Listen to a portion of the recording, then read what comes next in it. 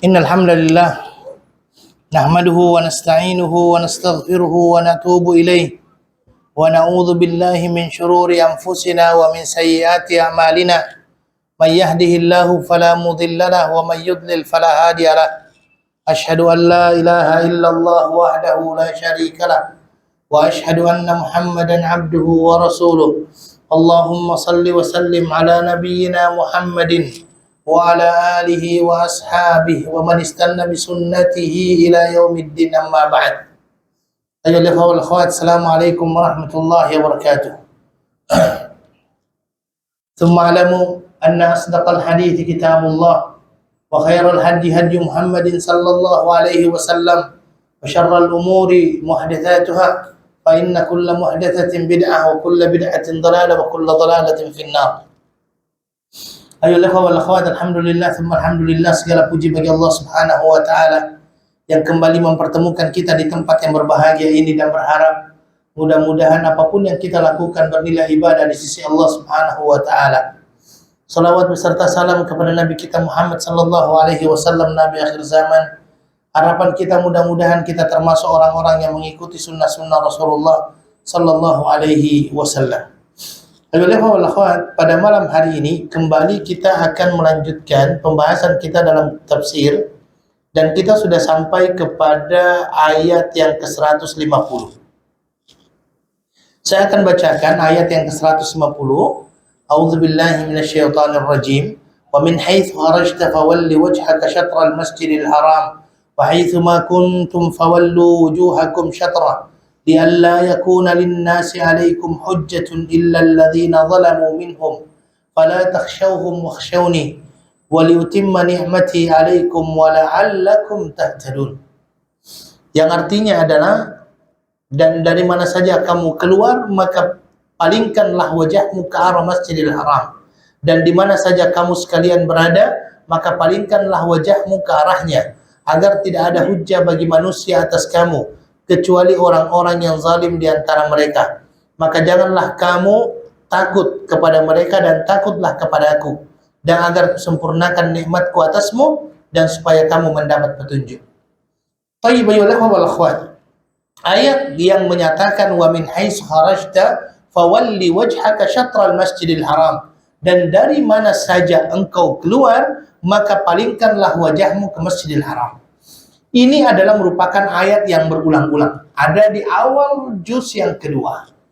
Dan biasanya pengulangan-pengulangan ayat di dalam Al-Quran itu menunjukkan pentingnya hal tersebut. Ya, itu menunjukkan kepentingan hal tersebut, dan juga menjadi penjelas terhadap apa yang akan muncul kemudian. Maka di sini Allah Subhanahu wa taala menyatakan bahwa palingkan wajahmu ke arah Masjidil Haram, ya. Agar apa? Agar manusia itu tidak mempunyai hujjah. Jadi ini adalah alasannya kenapa Allah Subhanahu wa taala mengulang-ulang kata-kata wa min haitsu kharajta fawalli wajhaka syatral Masjidil Haram. Dimanapun engkau keluar maka palingkan wajahmu ke arah Masjidil Haram. Kemudian setelah itu Allah Subhanahu wa taala menjelaskan sebab kenapa itu perlu dilakukan, li'alla yakuna linnasi 'alaikum hujjah, agar tidak ada satupun alasan bagi manusia berkenaan dengan hal tersebut. Ya. Jadi hujjah apa di sini? Karena biasanya ketika ada perintah Allah Subhanahu wa taala diturunkan kepada manusia, biasanya ada beberapa golongan manusia yang mempunyai alasan untuk tidak mengikuti apa yang diperintahkan oleh Allah. Ada saja. Makanya di dalam masalah pengalihan kiblat ini, Allah Subhanahu wa taala menyatakan bahwasanya banyak di antara mereka itu yang mempunyai hujjah, mempunyai alasan untuk tidak mengikuti apa yang kamu lakukan. Di antara mereka adalah orang-orang kafir Quraisy, musyrikin, dan di antara mereka adalah orang-orang munafik. Orang-orang musyrikin, orang-orang munafik itu semuanya mempunyai hujjah. Bahkan orang-orang yang tinggal di sekitar Nabi Shallallahu Alaihi Wasallam itu juga mempunyai hujjah. Makanya di antara mereka ada yang mengatakan innar rajul taraka millatana. Ya, sesungguhnya, ya, jadi berkenaan dengan pengalihan kiblat ini, Di antara mereka ada yang berkata, sesungguhnya Muhammad dengan orang-orangnya sudah meninggalkan agama kita. Dan dia akan kembali kepada agama nenek moyangnya. Ini yang disampaikan oleh mereka. Karena mereka melihat bahwasanya Nabi Shallallahu Alaihi Wasallam meninggalkan yang namanya meninggalkan kiblat ke Baitul Maqdis dan menuju ke Ka'bah Al-Musyarrafah, sehingga di antara mereka ada yang berkata apa? Muhammad beserta pengikut-pengikutnya meninggalkan agama kami. Karena pada saat itu kan kaum Yahudi mengatakan bahwasanya Nabi Shallallahu Alaihi Wasallam ketika melaksanakan sholat juga menghadap ke Baitul Maqdis, sama dengan mereka. Maka ketika Nabi mulai mengalihkan wajahnya ke Baitullah, yaitu ke Ka'bah, maka mereka pun berkata, Nabi sudah meninggalkan agama kita dan dia kembali kepada agama nenek moyangnya. Kaum musyrikin berbeda lagi. Dia juga mempunyai cara, dia juga mempunyai alasan untuk tidak mengikuti apa yang disampaikan oleh Nabi Shallallahu Alaihi Wasallam. Apa yang mereka sampaikan? Ya, mereka mengatakan sesungguhnya Nabi beserta pengikut-pengikutnya ini mengikuti hawa nafsunya. Kenapa? Awalnya dia ikut Yahudi. Ya. Awalnya dia ikut Yahudi. Kemudian setelah itu dia kembali. Ini kata-kata kaum musyrikin yang ada di kota Madinah Al-Munawwarah pada saat itu. Dia mengatakan bahwasanya ini Nabi mengikuti hawa nafsunya. Apa yang dia lakukan tidak mengikut petunjuk Tuhannya. Awalnya dia ikut kaum Yahudi. Kemudian setelah itu dia kembali. Sekarang dia menghadapkan wajahnya ke Ka'bah. Ya. Kemudian setelah itu mereka juga mengatakan orang ini yaitu Muhammad telah menyelisihi kami dalam akidah kami, menyelisihi kami di dalam agama kami. Ketika dia pindah ke Madinah, kembali ke kiblatnya, kembali ke agamanya. Dan mungkin saja kata mereka, orang-orang musyrikin ini, mungkin saja dia akan kembali kepada agamanya. Muncul lagi orang-orang munafik. Orang-orang munafik bilang apa yang ada di Madinah? Ini orang tidak punya pendirian ini. Nabi dikatakan tidak punya pendirian karena berubah-ubah, kata dia. Ya. Kalau seandainya, bahkan mereka mengatakan kalau betul Muhammad ini adalah adalah nabi yang benar, maka dia tidak akan berubah-ubah. Dia akan tetap dengan apa yang Allah berikan kepadanya. Ini orang munafik. Dan inilah kebiasaan orang-orang yang memang tidak mau mengikuti apa yang diperintahkan oleh Allah Subhanahu wa taala kepada mereka. Banyak sekali alasannya. Ketika syariat Allah Subhanahu wa taala diturunkan kepada mereka, maka mereka pun mencoba untuk mencari-cari alasan agar tidak mengikuti apa yang diperintahkan oleh Allah Subhanahu wa taala kepada mereka. Inilah kata-kata mereka. Makanya dari awal Allah sudah menyatakan li'alla yakuna linnasi 'alaikum hujjah, agar manusia itu tidak mempunyai alasan berkenaan dengan masalah ini. Karena alasan-alasan yang mereka sampaikan itu adalah alasan-alasan yang batil, yang tidak benar, yang tidak bisa diterima. Apa yang mereka sampaikan. Kemudian dikatakan illal ladzina zalamu minhum, ya, illal ladzina zalamu minhum, kecuali orang-orang yang zalim di antara mereka. Ya. Jadi yang dimaksud dengan zalim di sini adalah siapa? Orang-orang yang sombong, yang tidak mau menerima kebenaran, walaupun kebenaran tersebut sudah jelas di hadapan mereka. Mereka tidak mau menerima itu. Ya. Jadi seolah-olah Allah Subhanahu wa taala berkata kepada kita bahwa wahai Muhammad, ketika perintah berkenaan dengan pengalihan kiblat ini turun kepadamu wahai Muhammad, maka kamu akan mendapati banyak sekali orang-orang yang akan memberikan alasan untuk tidak mengikutimu. Begitu juga orang-orang yang melakukan kezaliman juga mempunyai berbagai macam alasan-alasan untuk memerangimu, untuk memusuhimu wahai Muhammad. Ya, mau memusuhimu wahai Muhammad. Itu yang disampaikan oleh Allah Subhanahu wa taala kepada dia. Jadi Allah menyatakan kepada Nabi Shallallahu Alaihi Wasallam bahwa ingat, ketika berkenaan dengan pengalihan kiblat ini, kami turunkan kepadamu akan banyak orang-orang yang mempunyai alasan-alasan untuk tidak mengikutimu dari kaum musyrikin maupun orang-orang munafik dan orang-orang yang melakukan kezaliman.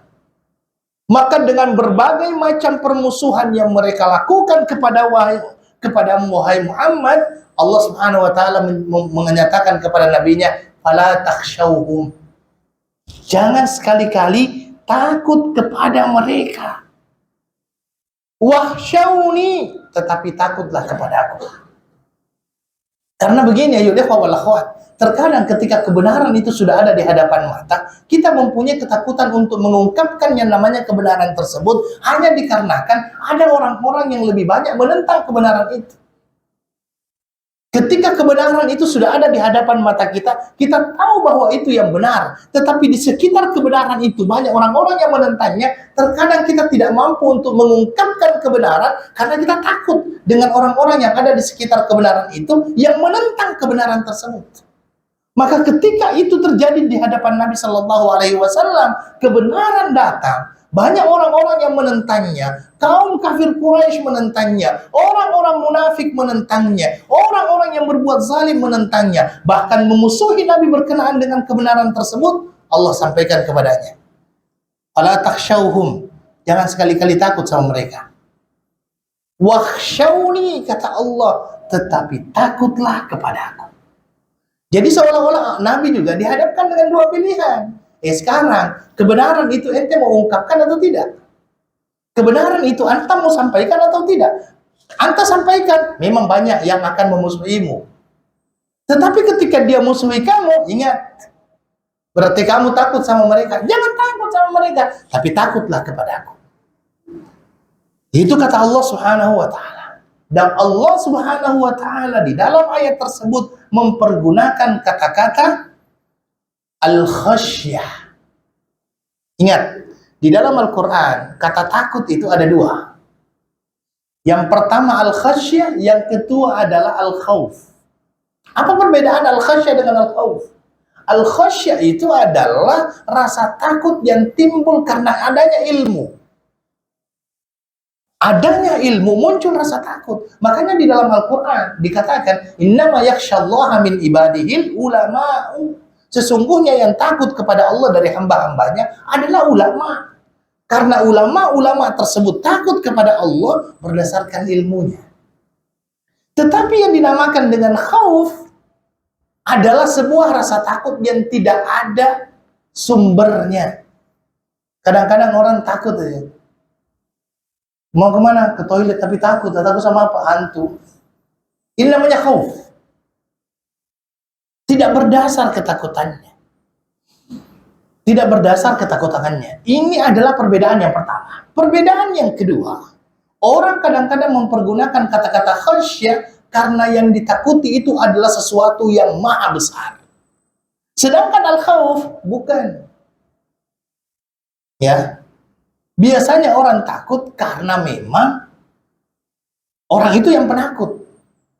Bukan dikarenakan yang mau ditakuti ini adalah sesuatu yang besar. Ya, contoh, takut sama kecoa atau kecoa apa di sini? Lipas misalnya kan? Itu tidak berdasar itu tidak berdasar. Makanya ini adalah perbedaan antara al-khasyah wal khauf.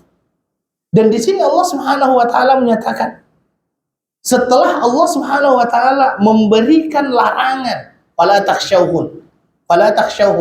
Allah memberikan larangan, melarang Nabi untuk takut kepada orang-orang tersebut yang melakukan kezaliman.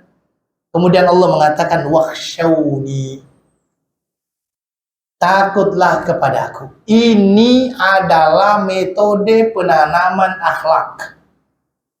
Ketika para ulama berbicara masalah ini, mereka akan mengatakan bahwasanya ini adalah merupakan salah satu cara dan metode untuk menanamkan akhlak ke dalam diri anak-anak kita.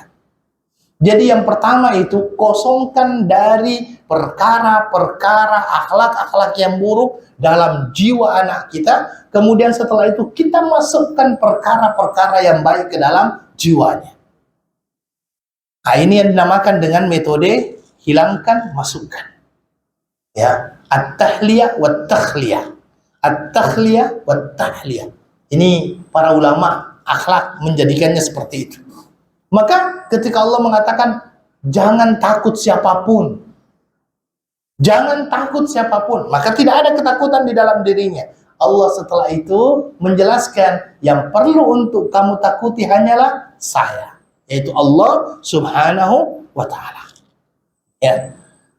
Yang diwajibkan adalah takut hanya kepada Allah Subhanahu wa Ta'ala sahaja, bukan kepada yang lainnya. Kemudian setelah itu Allah menyatakan waliutimma ni'mati 'alaikum wa la'allakum tahtadun. Waliutimma ni'mati 'alaikum, dan aku akan sempurnakan nikmatku kepadamu. Apa yang dimaksud dengan nikmat di sini? Segala sesuatu yang manusia nikmati. Ya. Dan dia mempunyai dua bahasa di dalam bahasa Arab, boleh dikatakan nikmatun, boleh dikatakan na'matun. Jadi boleh nikmatun, boleh na'matun. Tetapi ketika kenikmatan itu dalam bentuk berbagai macam kebaikan, biasanya dipakai kata-kata an-ni'matu. Ya, an-ni'matu. Yang mana kalau seandainya kenikmatan itu adalah kenikmatan yang disyukuri, orang Arab biasanya mengatakannya ni'matun.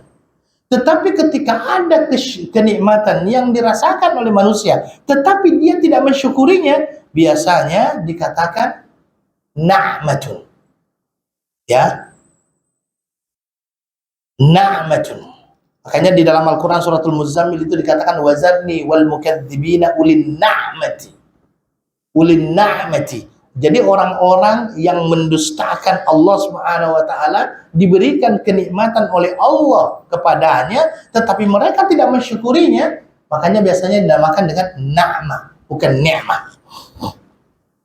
Ya. Jadi ayyuhal ikhwah wal akhwat, ini waliutimma ni'mati 'alaikum wa la'allakum tahtadun, dan agar kamu mendapatkan yang namanya petunjuk. Ya. Yang mendapatkan yang namanya petunjuk, dan ini juga merupakan salah satu kenikmatan ketika seseorang itu mendapatkan petunjuk daripada Allah Subhanahu wa Ta'ala. Thayyib ayyuhal ikhwah wal akhwat. Apa yang kita ambil daripada ayat di atas? Yang pertama sekali, di dalam ayat di atas ada beberapa kata yang diulang-ulang oleh Allah di dalam Al-Qur'an. Yaitu wa min haitsu kharajta fawalli wajhaka syatral masjidil haram. Di mana saja engkau keluar, maka hendaklah engkau arahkan wajahmu ke arah Masjidil Haram. Ini kalau kita lihat di awal juz yang kedua itu, kita akan dapatkan banyak sekali kata itu. Ini menunjukkan pentingnya ayat tersebut.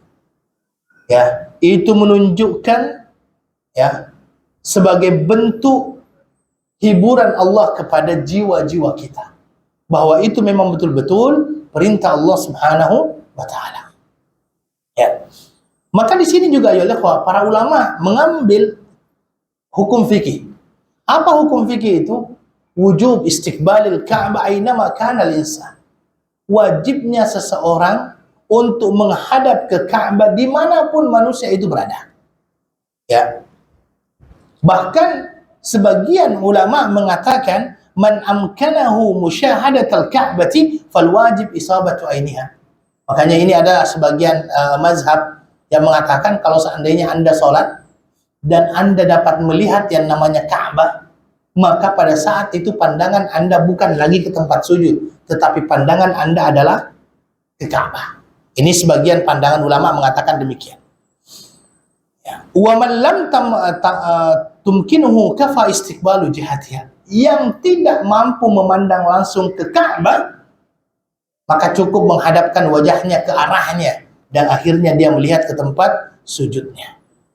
Tayyib. Kemudian ayyuhal ikhwah wal akhwat, selanjutnya yang kita ambil daripada di sini adalah bahwasanya segala macam bentuk kebenaran pasti ada lawannya. Semua kebenaran yang disampaikan itu pasti ada yang menentangnya. Sholat pun kalau seandainya kita mau menyampaikannya, pasti juga ada orang yang menentang sholat itu. Yang namanya puasa, pasti ada juga orang yang tidak mau berpuasa. Zakat apalagi, pasti ada penentangnya. Maka segala macam bentuk kebenaran, perintah, syariat yang Allah Subhanahu wa taala berikan kepada kita pasti ada penentangnya. Maka di dalam hal ini jangan takut untuk menyampaikan kebenaran tersebut karena kebenaran itu berasal dari Tuhanmu. Makanya tidak perlu untuk takut kepada orang-orang yang melakukan kezaliman yang melarang untuk menjelaskan kebenaran kepada orang lain. Makanya dikatakan wakhshawni, takutlah kepadaku. Ya, takutlah kepadaku.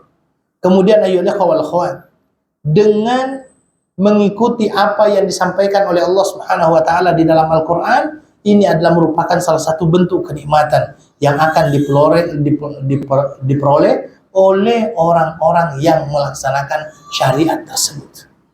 Ini yang disampaikan oleh Allah Subhanahu wa taala di dalam surah Al-Baqarah ayat 150. Baik, kita lanjutkan. Bismillah, a'udzubillahi minasyaitonirrajim. Kama arsalna fikum rasulan minkum yatlu 'alaikum ayatina wa yuzakkikum wa yu'allimukumul kitaba wal hikmah wa yu'allimukum ma lam takunu ta'lamun. Sebagaimana kami telah menyempurnakan nikmat kami kepadamu dan kami telah mengutus kepadamu rasul di antara kamu yang membacakan ayat-ayat kami kepada kamu dan mensucikan kamu dan mengajarkan kepadamu Alkitab dan Al-Hikmah serta mengajarkan kepada kamu apa yang belum kamu ketahui. Oke. Ini ayat yang ke-151. Ini juga adalah merupakan suatu bentuk kenikmatan yang Allah Subhanahu wa taala berikan kepada kita. Apa itu? Nikmat diutusnya seorang rasul. Di atas Allah Subhanahu wa taala menjelaskan ada 3 kenikmatan. Yang pertama, syariat yang Allah Subhanahu wa taala turunkan kepada kita, ya, langsung dikatakan oleh Allah bahwa akan ada penentangnya. Sehingga kita akan merasa tenang bahwasanya kebenaran itu adalah merupakan sebuah kebenaran. Kemudian yang kedua, Allah akan menyempurnakan nikmat yang Allah berikan kepada kita. Yang ketiga, Allah Subhanahu wa taala menjelaskan bahwasanya kalau seandainya kita melakukan kebenaran-kebenaran tersebut, kita akan mendapatkan yang namanya hidayah. Yang keempat, Allah memberikan kenikmatan kepada kita dalam bentuk pengutusan seorang rasul. Bagaimana kita bisa memahami bahwasanya rasul itu merupakan nikmat terbesar kepada kita? Ingat, kita tidak akan pernah memahami maksud dan tujuan Allah di dalam Al-Quran kecuali rasul tersebut yang menerangkan kepada kita.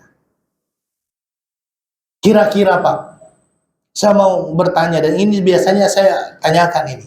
Kalau seandainya Allah menciptakan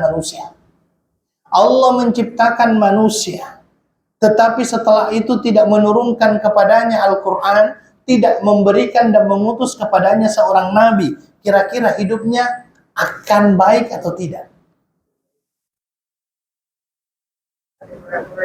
Tidak ada peraturan hidup. Kalau biasanya kita namakan adalah hukumnya itu hukum rimba. Itu yang pertama, sesat. Yang kedua, kalau seandainya Allah menciptakan manusia, berikan kepadanya kitab petunjuk, tetapi tidak mengutus nabi untuk menerangkan dan menjelaskan isi daripada kitab tersebut, kira-kira apa yang terjadi? Salah tafsir. Salah tafsir. Pasti salah tafsir. Makanya saya katakan, diutusnya Nabi Shallallahu Alaihi Wasallam kepada kita menerangkan apa yang ada di dalam Al-Quran. Ini adalah merupakan kenikmatan yang luar biasa sebenarnya. Bacaan alif lam mim itu kita ambil dari Nabi. Kaf ha ya ain sad itu kita ambil daripada Nabi. Dan kalau seandainya tidak dijelaskan dan diajarkan oleh Nabi, kita pun tidak akan pernah tahu masalah itu. Makanya para ulama menjelaskan bahwa salah satu syarat diterimanya amal ibadah seseorang adalah ketika kita mengikut petunjuk Rasulullah Sallallahu Alaihi Wasallam. Karena pengutusan Nabi itu adalah merupakan kenikmatan yang luar biasa, nikmat yang luar biasa. Diutusnya Nabi Sallallahu Alaihi Wasallam. Bagaimana cara berjalannya Nabi kita ikuti, cara makannya Nabi kita ikuti, Cara minumnya Nabi, kita ikuti. Cara tidurnya Nabi, kita ikuti. Semuanya kita ikuti. Karena memang dia yang dijadikan oleh Allah sebagai qudwah. Ya, dijadikan oleh Allah Subhanahu wa taala sebagai ikutan untuk kita ikuti. Maka ini adalah merupakan salah satu kenikmatan yang luar biasa. Makanya di sini dikatakan kama arsalna fikum rasulan minkum. Yang kedua, ya ikhwah, Rasul itu, ini juga adalah merupakan satu kenikmatan ya. Rasul itu dikatakan di sini minkum. Apa artinya minkum? Dari kalian. Maksudnya bagaimana? Dari manusia juga. Allah tidak mengutus yang namanya Rasul dari bangsa jin, tidak. Allah tidak mengutus Rasul dari bangsa malaikat, tidak. Untuk kita tidak. Karena kalau seandainya dari malaikat, pasti kita banyak sekali alasan. Tak bolehlah ikut, dia kan malaikat, kita manusia. Ya ini saja sama-sama manusia masih banyak alasannya. Apalagi kalau yang diutus itu betul-betul malaikat. Makanya ini minkum, dari kalian. Ya, dari kalian. Bahkan di dalam ayat yang lainnya dikatakan dari kalangan yang buta huruf seperti kalian.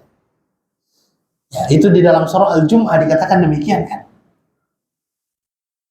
Dari kalian. Nah, ini yang disampaikan oleh Allah Subhanahu wa taala. Makanya ketika dikatakan dari kalian, Nabi Shallallahu alaihi wasallam diutus oleh Allah dan beliau adalah manusia biasa. Karena itu Muhammad Shallallahu alaihi wasallam, berkali-kali saya sampaikan, kita menjadikan Nabi itu dengan dua dimensi. Dimensi yang pertama, Muhammad sebagai seorang manusia biasa. Yang kedua, Muhammad sebagai seorang Rasul. Makanya di dalam kita bersyahadat pun, kadang-kadang kita selingi itu kata-kata abduhu wa rasuluh, hamba Allah dan Rasulnya. Ketika dia hamba Allah, jangan angkat derajatnya melebihi dari apa yang Allah berikan kepadanya. Karena ketika kita mengangkat derajat Nabi melebihi daripada apa yang Allah berikan kepadanya, itu sama aja akhirnya kita terlalu berlebih-lebihan terhadap Rasulullah Sallallahu Alaihi Wasallam. Kadang-kadang terlalu berlebihan, ya, berlebihan akhirnya.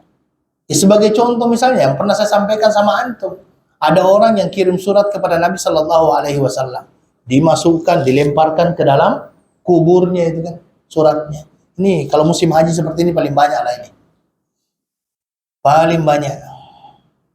Ketika ditanya apa tadi itu Pak, surat untuk siapa? Untuk Nabi. Pakai bahasa apa? Bahasa Indonesia. Bahasa Arab aja dia tidak paham, apalagi tidak bisa baca, apalagi bahasa Indonesia. Kan seperti itu. Jadi kita jangan menaikkan derajat yang Allah berikan kepada Nabi melebihi daripada apa yang Allah berikan kepadanya. Dia adalah seorang Rasul. Dia adalah seorang Rasul. Dia adalah hamba Allah. Dia adalah manusia biasa. Dia adalah seorang hamba Allah. Tapi dia adalah seorang Rasul. Itu dimensi keduanya. Sebagai seorang Rasul, dia yang diamanahi oleh Allah untuk menyampaikan wahyu kepada kita. Nabi Shallallahu Alaihi Wasallam ketika pertama kali bertemu dengan Jibril, apakah dia langsung tahu, oh ini Jibril, salaman dulu? Enggak kan? Pertama kali ketemu dengan Jibril, apa yang terjadi? Nabi sampai gemetar, ketakutan dia. Dia tidak tahu ini siapa. Yang memberitahu dia itu, kalau dia itu adalah Jibril, siapa? Waraqah bin Naufal. Ketika dia akhirnya pulang ke rumahnya Khadijah, dia berkata kepada Khadijah, desiruni, berikan saya selimut. Kemudian setelah itu besoknya dia dibawa kepada Waraqah bin Naufal. Waraqah bin Naufal ketika mendengarkan cerita itu, kemudian dia langsung berkata, innahun namus alladhi unzila ala Muhammad ala Musa laitani akunu hayyan hina yukhrijuka qaumuk. Dia tidak langsung tahu itu. Makanya di sini dikatakan Nabi adalah seorang manusia biasa, berlaku kepadanya berbagai macam hal-hal yang berkenaan dengan kemanusiaan. Nabi sakit tidak? Sakit. Nabi ketika peperangan sampai berdarah-darah. Makanya lucu aja kalau seandainya ada orang yang cari ilmu kebal, yang kalau dipukul dia langsung mental, malah yang terjatuh yang mukul kan. Kemudian dia mengatakan ini adalah ilmunya Nabi. Dari mana ilmunya Nabi seperti itu? Nabi pada waktu perang Uhud itu sampai apa? Patah itu giginya kan, gara-gara kena lemparan. Waktu di Taif, apa yang terjadi? Berdarah juga. Itulah Rasulullah Sallallahu Alaihi Wasallam. Nabi kelaparan tidak? Ya kelaparan juga. Kelaparan juga. Nah ini yang dikatakan di sini. Kama arsalna fikum rasulan minkum. Kemudian Allah Subhanahu Wa Taala menjelaskan ya berkenaan dengan apa tujuan Nabi diutus. Yang pertama di sini dikatakan apa? Yatlu alaikum ayatina. Yatlu alaikum ayatina, membacakan kepada kalian ayat-ayat kami. Mengajarkan kalian berkenaan dengan ayat-ayat yang kami turunkan. Dan itulah yang terjadi. Nabi Shallallahu Alaihi Wasallam itu adalah merupakan representatif daripada Al-Quran. Apa yang dilakukan oleh Nabi Shallallahu Alaihi Wasallam adalah bagian daripada Al-Quran. Dialah Nabi Shallallahu Alaihi Wasallam yang diturunkan kepadanya Al-Quran. Dialah yang menerangkan kepada sahabat-sahabatnya, sekaligus dia menjadi contoh bagaimana Al-Quran itu dilaksanakan. Itulah Rasulullah Sallallahu Alaihi Wasallam. Makanya yang pertama di sini apa? Yatlu alaikum ayatina. Yatlu alaikum ayatina. Ya. Kemudian yang kedua, dan ayo ikhwah, di sini saya akan menyampaikan bahwa sesungguhnya kata-kata yatlu alaikum ayatina ini menunjukkan semua yang pernah Allah turunkan kepada Rasulullah Sallallahu Alaihi Wasallam. Ya, dan jangan sampai ada yang mengatakan mungkin masih ada mungkin yang disembunyikan, ada Al-Quran yang tidak disampaikan. Tidak. Ini kata-kata yatlu alaikum ayatina ini menjadi sebuah jawaban bagi orang-orang yang senantiasa mengatakan bahwa Al-Quran yang ada sekarang ini belum lengkap. Karena ada golongan-golongan yang mengatakan demikian. Ya, ada golongan-golongan yang mengatakan demikian. Padahal di dalam Al-Quran dikatakan yatlu alaikum ayatina, membacakan kepada kalian ayat dan tanda-tanda kebesaran kami. Kata-kata ayatina di sini semua, mulai daripada awal sampai akhir. Makanya di akhir daripada hayatnya Rasulullah Sallallahu Alaihi Wasallam, Nabi itu senantiasa mendaras. Tahu mendaras ya? Mendaras itu membaca Al-Quran, mengulang Al-Quran di hadapan siapa? Di hadapan Jibril alaihissalatu wassalam. Itu namanya mendaras. Mendaras itu adalah menghatamkan, menghafal Al-Quran di hadapan Jibril. Dalam hal tersebut, di dalam Al-Quran, itu disampaikan, Nabi pertama kali ketika menghadapkan hafalannya di hadapan Jibril, Nabi itu maunya cepat-cepat. Karena takut kalau seandainya dia lupa. Jadi dia cepat-cepat membacanya. Tetapi setelah itu turun ayat. La tuharrik bihi lisanaka lita'jala bih. Inna alaina jam'ahu wa qur'ana fa idza qara'nahu fattabi' qur'ana thumma inna alaina bayana. Kata Allah, tak perlu engkau terlalu cepat-cepatkan lisanmu hanya untuk membaca Al-Quran karena kamu takut kehilangan. Kami yang akan mengumpulkannya. Itu yang disampaikan oleh Allah Subhanahu wa Ta'ala. Kemudian di situ dikatakan yatlu alaikum ayatina wa yuzakkikum, ya. Wa yuzakkikum. Kata-kata tazkiyah itu adalah maknanya mensucikan. Mensucikan dari apa? Dari berbagai macam perbuatan-perbuatan yang tidak baik. Dan begini, tidak ada satupun syariat yang Allah Subhanahu wa Ta'ala turunkan kepada kita kecuali mempunyai tujuan memperbaiki akhlak. Tidak ada satupun syariat yang Allah Subhanahu wa taala turunkan kepada kita kecuali bertujuan untuk memperbaiki akhlak. Contoh, Allah menyuruh kita untuk melaksanakan sholat. Di dalam Al-Quran apa dikatakan? Inna salata tanha anil fahsyai wal munkar. Kan perbaikan akhlak itu. Sesungguhnya sholat itu mencegah seseorang daripada perbuatan keji dan mungkar.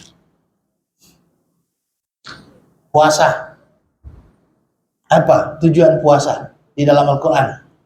La'allakum tattaqun, agar kalian bertakwa. Zakat, khuz min amwalihim sadaqatan tutahhiruhum wa tuzakkihim biha wa salli alaihim inna salataka sakanun lahum. Semuanya mempunyai tujuan memperbaiki akhlak, mensucikan diri, ya, mensucikan diri.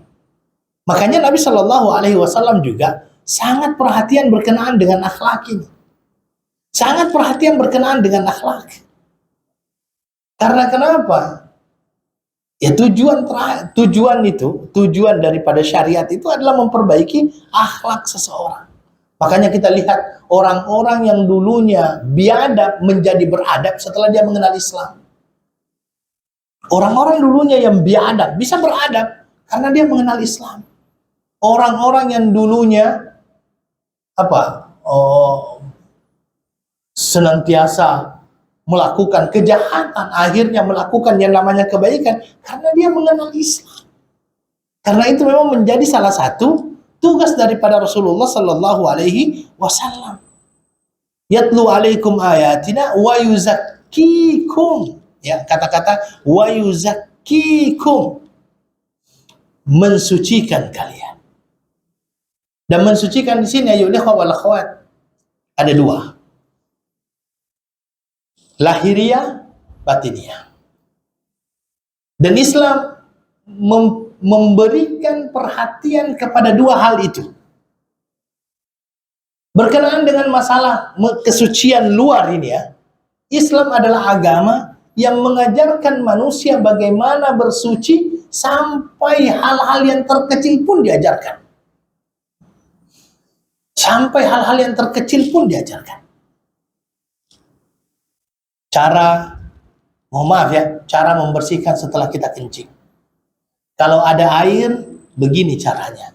Kalau tidak ada air, begini caranya. Itu kan diajarkan di dalam Islam. Kotoran-kotoran yang terkena kepada pakaian ataupun tubuh manusia, jenis-jenis kotoran tersebut diajarkan begitu detailnya kepada kita. Ini menunjukkan bahwa Islam itu sangat perhatian dengan tampilan luaran kita. Ya, tampilan luaran kita. Tetapi Islam juga sangat perhatian dengan tampilan dalaman kita. Karena itulah yang dinamakan dengan tazkiyatun nafs. Tazkiyatun nafs. Tazkiyatun nafs itu artinya apa? Penyucian jiwa. Kalau pertanyaannya sekarang, mana yang lebih penting antara luaran dengan dalaman kira-kira? Dua-duanya penting. Dalaman penting, luaran penting. Tetapi kalau ditanya mana yang lebih penting, otomatis yang dalaman lebih penting daripada luaran. Karena yang di dalaman ini akan memunculkan kebersihan luaran. Ya, kebersihan luaran akan nampak daripada kebersihan dalaman. Tetapi apa yang nampak di luar belum tentu menunjukkan kebersihan dalam. Ya. Jadi saya mau katakan, kebersihan dalam akan nampak dalam bentuk kebersihan luar. Tetapi apa yang nampak dari kebersihan luar belum tentu merupakan tanda kebersihan dalam. Belum tentu. Makanya Masya Allah, manusia yang masalahnya sekarang terlalu banyak orang yang terlalu perhatian dengan luarnya sehingga dalamnya tidak baik. Padahal di dalam Al-Quran dikatakan yatlu alaikum ayatina wa yuzakkikum, ya, wa yuzakkikum. Artinya di sini membersihkan dan mensucikan kalian. Ya. Kemudian setelah itu wa yuallimukumul kitaba wal hikmah. Wa yuallimukumul kitaba wal hikmah. Kata-kata wa yuallimukumul kitaba wal hikmah menurut para ulama, ya. Kata-kata wa yuallimukumul kitaba wal hikmah menurut para ulama, Alkitab di sini adalah Al-Qur'an. Al-Qur'an. Sedangkan al-hikmah ada di antara ulama mengatakan bahwa ianya adalah al-hadits. Jadi mengajarkan kepada kalian Al-Qur'an dan sunnah Rasulullah sallallahu alaihi wasallam. Sebagian ulama mengartikan dan menafsirkan kata-kata al-hikmah adalah asrarus syariah. Asrarus syariah itu adalah rahasia-rahasia syariat. Ya, rahasia-rahasia syariat. Kenapa syariat ataupun perintah itu diadakan? Kenapa larangan itu diadakan? Wa yuallimukum ma lam takunu ta'lamun, dan mengajarkan kepada kalian apa-apa yang kalian belum ketahui.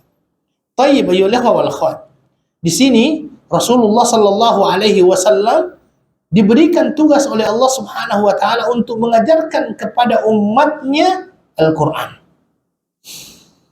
Mengajarkan kepada umatnya Al-Qur'an. Makanya ayyuhal ikhwah, para sahabat Nabi Shallallahu Alaihi Wasallam terdahulu, ketika mereka berhadapan dengan kemuskilan ayat-ayat Al-Quran, mereka langsung datangnya kepada siapa? Rasulullah Shallallahu Alaihi Wasallam. Langsung, kalau seandainya ada kemuskilan, mereka langsung datang kepada Rasulullah Shallallahu Alaihi Wasallam. Sehingga mereka langsung mengetahui apa maksud dan tujuan daripada ayat tersebut. Bahkan terkadang ada ayat yang diturunkan oleh Allah khusus berkenaan dengan pertanyaan yang ditanyakan oleh para sahabat. Misalnya saja ada orang yang bertanya kepada Nabi, yas'alunaka 'anil khamri wal maisir. Mereka bertanya kepadamu, wahai Muhammad, berkenaan dengan masalah khamar dan judi, misalnya. Langsung ada jawabannya. Ketika Nabi Shallallahu Alaihi Wasallam misalnya mendapatkan mendapatkan keluhan dari para sahabat-sahabat yang lainnya, biasanya muncul yang namanya ayat seperti berkenaan dengan zihar itu. Qad sami'allahu qaulal lati tujadiluka fi zawjiha wa tashtaki ila Allah wallahu yasma'u tahawurakuma. Ada sebuah kejadian, Allah langsung turunkan ayatnya. Contohnya misalnya berkenaan dengan orang kafir Quraisy yang datang kepada Nabi Shallallahu Alaihi Wasallam, dia tawarkan kepada Nabi, ya Rasul, wahai Muhammad, kita buatlah deal, kita deal. Apa itu? Begini aja, kamu ikut sama kami 1 tahun sembah Tuhan kami, setelah itu 1 tahun selanjutnya kami sembah Tuhan kamu. Langsung ada lagi ayatnya itu. Qul ya ayyuhal kafirun la a'budu ma ta'budun wa la antum 'abiduna ma a'budu wa la ana. Itu semuanya ada. Ya. Jadi salah satu daripada tugas Nabi Sallallahu Alaihi Wasallam di sini adalah mengajarkan kepada mereka isi daripada Al-Qur'an. Karena itulah di awal-awal yang dinamakan dengan tafsir itu tidak dikenal yang dinamakan dengan tafsir bir-ra'yi. Yang dikenal itu adalah tafsir Al-Quran bil-Quran saja. Atau tafsirul Quran bi aqwalin Nabi Sallallahu Alaihi Wasallam. Atau tafsirul Quran bi aqwalis sahabah. Paling tidak adalah tafsirul Quran bi aqwalit tabi'in. Dulu orang ketika menafsirkan Al-Quran, mereka tidak menafsirkan Al-Quran berdasarkan pandangan pribadinya. Tetapi ketika mereka menafsirkan Al-Quran, biasanya penafsiran itu tidak akan pernah keluar daripada Al-Quran sendiri. Dulunya, di masa-masa sahabat Rasulullah Sallallahu Alaihi Wasallam. Sebagai contoh misalnya ketika dikatakan, siapakah orang-orang an'amta alaihim di situ? Kan di dalam Al-Quran dikatakan, Ihdinas siratal mustaqim, siratal ladzina an'amta alaihim. Kata-kata an'amta alaihim siapa? Dijawab oleh ayat yang lainnya. An'amallahu alaihim minan nabiyyin was-siddiqin wasyuhada was-salihin. Yang dimaksud dengan an'amta alaihim di situ adalah para nabi, para siddiqin, orang-orang yang mati syahid, was-salihin, orang-orang saleh. Itu kan dijawab. Al-Qur'an menjawab Al-Qur'an. Ketika ditanya, siapa orang-orang yang sabar? Dijawab lagi oleh Al-Quran. Alladzina idza asabathum musibah qalu inna lillahi wa inna ilaihi raji'un. Ini dinamakan dengan Al-Quran. Ditafsirkan dengan Al-Quran. Muncul lagi, Al-Quran ditafsirkan dengan perkataan Nabi Sallallahu Alaihi Wasallam. Karena banyak ketika sahabat Nabi mendapatkan kemuskilan, maka mereka biasanya bertanya kepada Rasulullah Sallallahu Alaihi Wasallam. Tafsir ditafsirkan dengan perkataan para sahabat. Karena mereka yang lebih tahu berkenaan dengan Al-Quran. Kenapa mereka lebih tahu? Karena mereka hidup bersama dengan Nabi. Dia lihat bagaimana ayat itu diturunkan. Dia tahu bagaimana Nabi mengamalkan ayat-ayat itu. Nah, itu para sahabat. Dan sahabat Nabi Shallallahu Alaihi Wasallam ini adalah orang-orang yang memang diberikan oleh Allah semacam ilmu berkenaan dengan masalah penafsiran Al-Quran ini. Apalagi seperti Ibnu Abbas misalnya. Abdullah Ibnu Abbas itu kan pernah didoakan oleh Nabi Sallallahu Alaihi Wasallam. Apa kata doanya Nabi Sallallahu Alaihi Wasallam? Allahumma faqihu fid din wa 'allimhu ta'wil. Ya Allah, jadikan dia sebagai orang yang ahli dalam agama dan ajarkan dia tafsir. Dan dia terkenal sebagai hibrul ummah, ulamanya para sahabat. Itu Abdullah bin Abbas, termasuk ulamanya para sahabat. Terkadang penafsirannya di luar dari apa yang biasa disampaikan oleh para sahabat Nabi Shallallahu Alaihi Wasallam. Sebagai contoh misalnya, ayat "Idza jaa nasrullahi wal fath wa ra'aitan nasa yadkhuluna fi dinillahi afwaja fasabbih bihamdi rabbika wastaghfir innahu kana tawwaba." Ketika ayat itu dimunculkan, para sahabat ditanya, ini menurut kamu tafsirnya apa? Menurut kamu tafsirnya apa? Menurut kamu tafsirnya apa? Menurut kamu tafsirnya apa? Semuanya menjawab, biasanya satu jawabannya. Ketika ditanya kepada Abdullah bin Abbas, dia langsung mengatakan, huwa ajalun Nabi Sallallahu Alaihi Wasallam. Ini menunjukkan dekatnya ajal kematian daripada Rasulullah Sallallahu Alaihi Wasallam. Abdullah bin Abbas. Ataupun paling tidak, bahwasanya penafsiran itu ditafsirkan dengan perkataan para tabi'in. Itu yang dulu yang ada. Setelah itu barulah berkembang. Muncullah berbagai macam penafsiran-penafsiran yang lain. Ya, kalau sekarang itu cabang-cabang ilmu tafsir terlalu banyak. Ada yang dinamakan dengan ini metode penafsiran ya. Ya, tafsir muqaran, tafsir ijmali, tafsir tahlili, tafsir isyari, tafsir ilmi, tafsir adabi, ijtimai. Ini cabang-cabang daripada ilmu tafsir. Tetapi ya, kalau kita kembali di dalam ayat ini, Nabi menerangkan kepada sahabat-sahabatnya, karena itu memang menjadi tugasnya Rasulullah. Wa yu'allimukumul kitaba wal hikmah. Saya katakan tadi bahwasanya para ulama di sini berkenaan dengan al-hikmah itu ya, ada dua pendapat. Bahkan mungkin lebih. Yang pertama itu adalah berkenaan dengan al-hikmah itu artinya adalah sunnah. Jadi mengajarkan Al-Quran dan sunnah Rasulullah Sallallahu Alaihi Wasallam. Tetapi sebagiannya mengatakan yang dimaksud dengan al-hikmah di sini adalah asrarus syariah, rahasia-rahasia di balik kenapa perintah itu diperintahkan oleh Allah Subhanahu Wa Taala dan kenapa larangan itu dilarang oleh Allah Subhanahu Wa Taala. Contohnya saja apa? Ya, kenapa kalau seandainya orang mohon maaf buang angin disuruh untuk batal wudhu misalnya, ya buang angin batal wudhu, ya pasti ada hikmahnya di balik itu semuanya. Tidak mungkin ada syariat yang tidak ada hikmah. Tetapi hikmah itu sendiri ada yang diberikan oleh Allah, pengetahuan tentangnya, tetapi ada yang sampai sekarang masih dirahasiakan. Sampai di sekarang masih dirahasiakan. Sebagai contoh misalnya, kenapa wanita yang haid diperintahkan untuk mengqadha puasa, tetapi tidak diperintahkan untuk mengqadha salat? Apa hikmahnya kira-kira? Dalam hal ini mungkin ya sami'na wa ata'na saja. Ini adalah bentuk ketaatan kita kepada apa yang disampaikan oleh Allah Subhanahu wa taala. Karena terkadang hikmah itu tidak bisa untuk kita ketahui.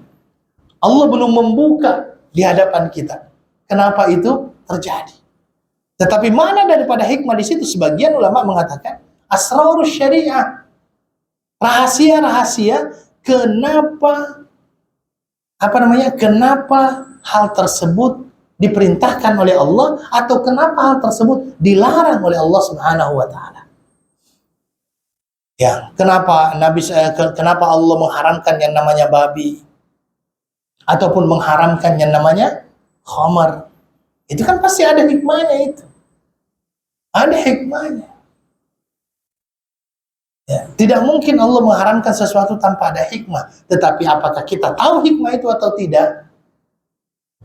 Kalau kita tahu, alhamdulillah. Kalau tidak, kita tetap beriman kepadanya. Kan seperti itu. Oke. Dan yang terakhir di sini dikatakan wa yu'allimukum ma lam takunu ta'lamun.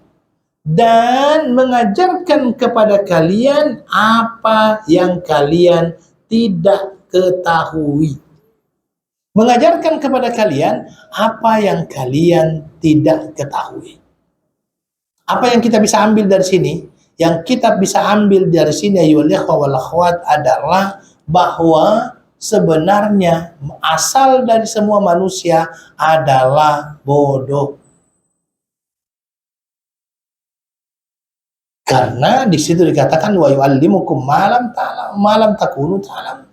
Asal manusia itu ya bodoh. Dari kebodohan itu dia belajar sehingga dia menjadi tahu. Tetapi aslinya dia adalah orang yang tidak tahu. Orang tidak tahu itu bahasa halusnya, bahasa kasarnya ya bodoh. Dan seperti itu. Bahasa kasarnya bodoh. Dan Allah Subhanahu wa taala juga sudah menyatakan di situ, wallahu akhrajakum min butuni ummahatikum la ta'lamuna syai'a. Manusia, Allah mengeluarkan kamu dari perut ibu-ibu kamu itu tidak tahu apa-apa.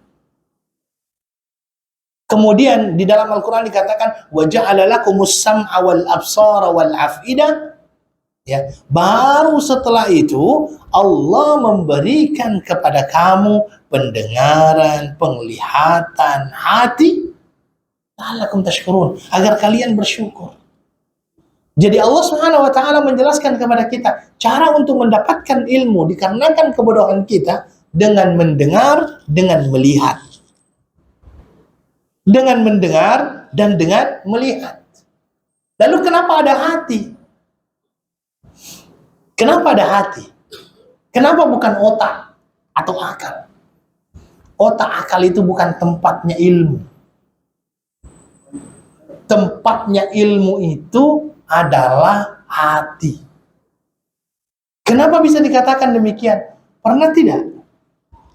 Ulama-ulama terdahulu mengatakan, kalau kamu mau bagus hafalanmu, jangan melakukan dosa. Mungkin ada orang yang bertanya, apa hubungan antara dosa dengan ilmu? Itu ternyata dijawab oleh gurunya Imam Syafi'i.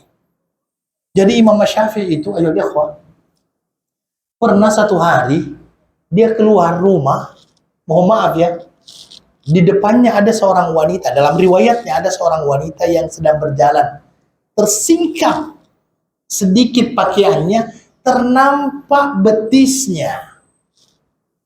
Ternampak betisnya. Gara-gara ternampak betisnya itu, Imam Syafi'i langsung tidak bisa menghafal.